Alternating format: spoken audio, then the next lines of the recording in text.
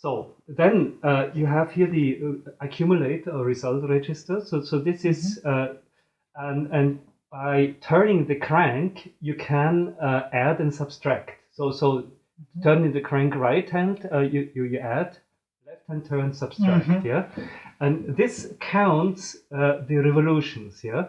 And then, in order to do multiplications, you usually have multiplication is just a series of repeated additions. Yeah. But as you do it on paper, the long multiplication, you have to depending on the place value, you have to shift the intermediate. If you multiply two 4-digit numbers, for example, you do a product of the first digit and of the second and shift it and so on. Yeah. And so this shifting is done here with these things. So you shift the result register to the right and here to the left. Yeah. So you can move that. Yeah. So I see. Yeah. so it's if you're familiar with. So it's always adding the numbers from the top half and accumulating it on the bottom half, but starting at this red line. So when you shift over, then the next addition is going to start here. And when you shift over, the next addition is going to start there. So that's how you do them. And this counts the revolutions.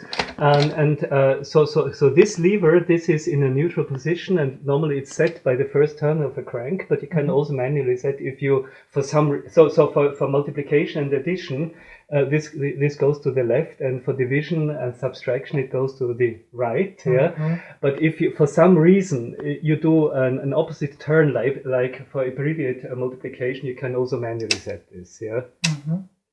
So anyway, so I demonstrate this by just a very simple additions. For example, 3 here. Turn it once. I get here 3 in the accumulator and have done one revolution. Yeah. Do it again. 6, 9. Continue 12, 15. Now this machine, so this is the latest generation of this type of machines. So this means it has carry over the whole result register. If you look at older machines, sometimes not all digits of the result register can be carried over, and the carry also works as a borrow. So if I do a negative here, 6, 3, 0, and then again, and then tuck. Wow! Yeah, and the overflow is signaled by the bell. The bell. Yeah? So again, That's so cool. Yeah, so it's all mechanical. Yeah. So, So and so if you want to do like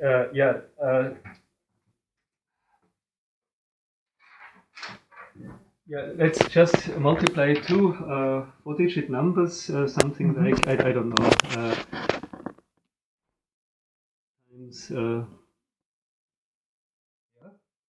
Okay.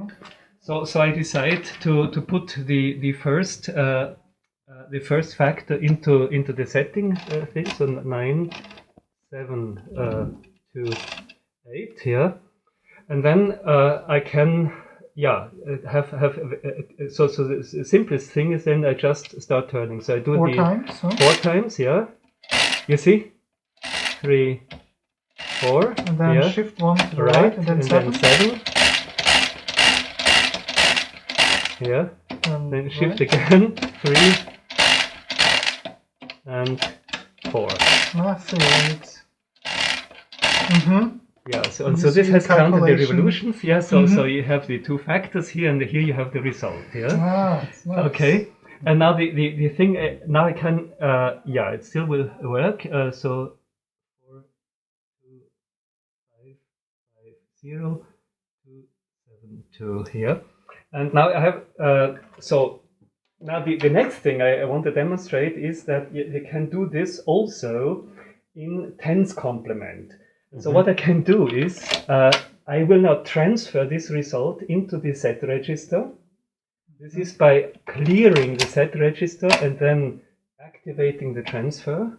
So now the machine is prepared for the transfer, and now I clear the whole carriage, and it transfers the result into the set register. So and now I want to put the negative of this into the result register here. So this means I do one subtraction. So I do a counterclockwise revolution. So now I have minus this number in the result register. Is this what I want to do? No, sorry. Well, it's wrong. that's the tens complement. No, That's the nines complement. It's a tens complement. Oh, it's a tens complement? It's really, this is the tens complement. Okay. Yeah. But, so no, sorry, I didn't want that. I wanted to put one of these factors into the thing. So, again, 9, 7, 2, 8, yeah? Okay. So I have now the negative of this. So I clear the result register. So with this lever, if I shift this to the left, it will clear this. If I shift it to the right, it will clear the other side. I can release that by pushing this little button. Mm-hmm. Okay. So this is now the negative. And then I transfer this to the. It has not all the register. This is different from computers. So every register has a different length. So it's not so different than computers. We'll also see some anomalies because not everything transfers to here. Yeah. Mm-hmm. So and now I multiply this again by this number. So this has been cleared here. Have the multiplicand, the tens complement of the multiplicand, mm-hmm. Yeah, and so I want to accumulate again this number here. So again, 1, 2, 3, 4. Now, one funny thing I can do, I don't know if I shall do it right now in order not to disturb this. I can do abbreviated multiplication.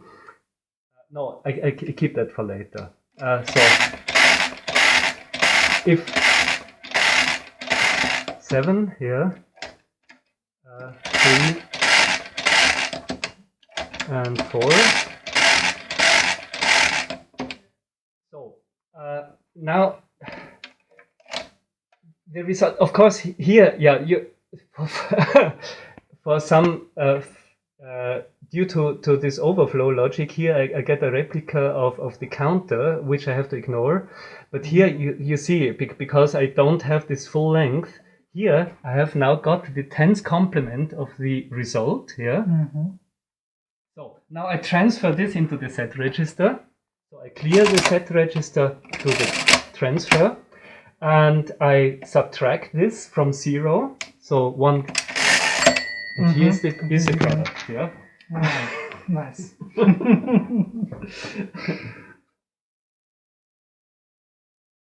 And so abbreviated multiplication. So in order, for example, here, if I put this number here, for example, and I don't want to crank that often, yeah, I can do something else. And because this has full overflow logic, yeah, I can do this. So 4, 3, 7, 4, yeah.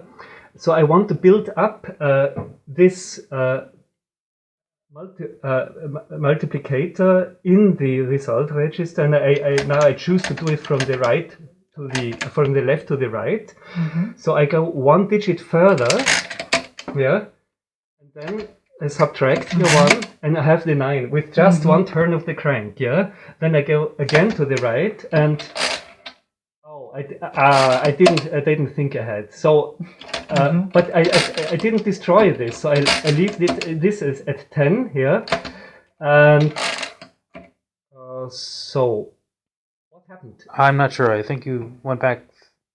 You confused the hell out of me there. Sorry. Okay, let's start again. Right. Okay. So I am at 5, digit. So I cleared the result here. You multiplied with 10,000? So, yeah, and so I go 2 to the left, because now that you have this overflow, yeah, 8, 7, then 1 to the left, 1, 2, 3, right, and then yeah. Mm-hmm. Okay. And so here again I have the correct result because it has this full overflow logic, yeah. And you can even use this machine to draw square roots. Oh, really? Yeah. Square roots? Yes. And so you want a demonstration of this too, but it takes some time. Yeah. It's not using Newton's approximation, is it? Or It is using actually it is using a very similar algorithm as you do it on paper by repeated subtraction of 1, 3, 5, and so on. Yeah. So maybe I simply demonstrate it. 64. No, but let's do a square root of 2 also. Yeah. Okay. Wow, I haven't done this in 30 years, so yeah. Okay. But it requires some thinking. Okay. Because I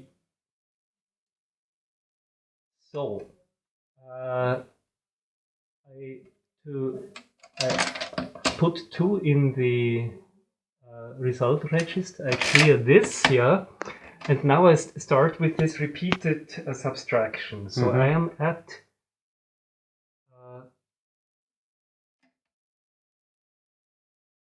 okay. Here I have to start here. Okay. So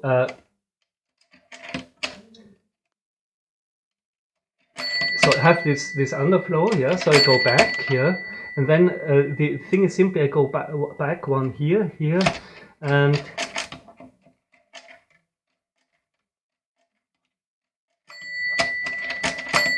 yeah. So then I set this. Sorry. So you're going to overflow negative, and then I got confused. Sorry, I'm tired. So I have to do it again. I actually can enter numbers also here. Yeah. So I have to do it again. Sorry. So 1, 3, overflow, set back. This 1, 3, 5, 7. Because you know the I don't remember the square numbers. So I did 7. Yeah. 9. So back 1 here. So.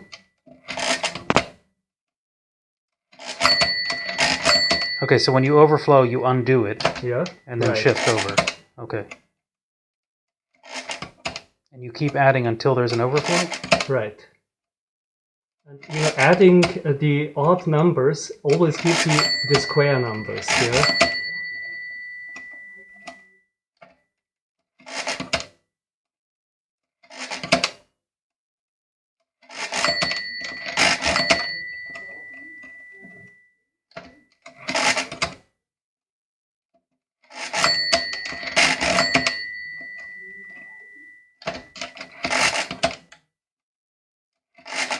Actually, I have not analyzed this algorithm, but it was discovered, I think, in the 30s of last century or so.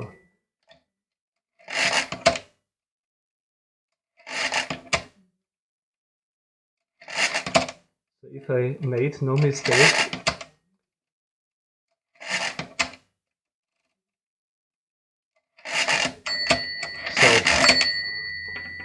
Well, this looks familiar.